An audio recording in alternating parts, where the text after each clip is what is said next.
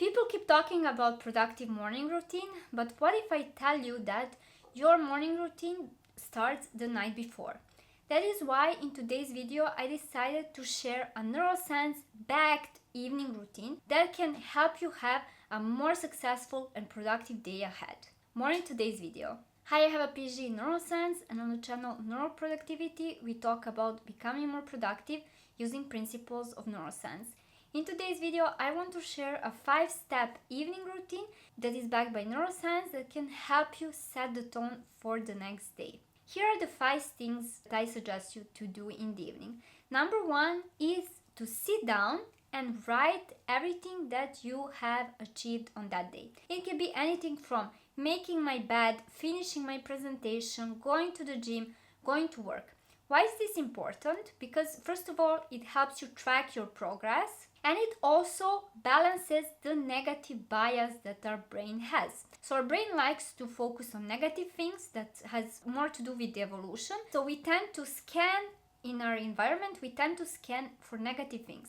And if you're too focused on the negative, on everything that didn't go well, on anything that you haven't achieved, you might feel a little bit unwell in the evening and unhappy about yourself. And in this way, when writing down everything you have achieved that day, you can balance for this negativity and build your confidence and also boost your mood a little bit. Number 2 is in the evening you want to write the to-do list for the next day. It happens to me oftentimes if I don't write my to-do list, things that I am supposed to do the next day keep popping out and disturbing my brain. So I would lay down to sleep, for example, and I would remember, oh my god, I need to go to the groceries tomorrow, or I need to go to the gym. And if I write all these things down, this is a signal to my brain that everything is in order.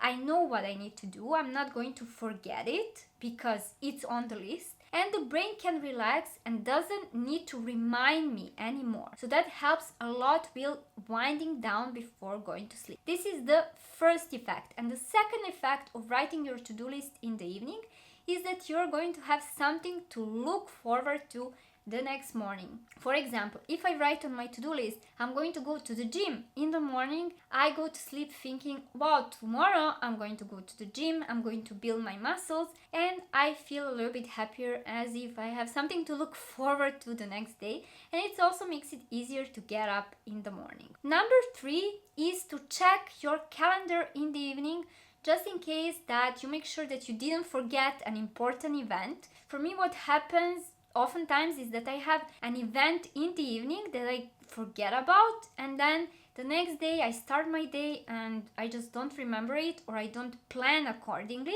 So when I check my calendar the day before, so in the evening, in that way I make sure that I have everything in place. I didn't forget anything important, such as maybe I'm going to the doctor, picking up something from the post office, having an event in the evening, and I can plan my day better. After checking your calendar, number 4 is to prepare your stuff for the next day. So in my case, that is, if I need to go to the gym, I prepare my workout clothes.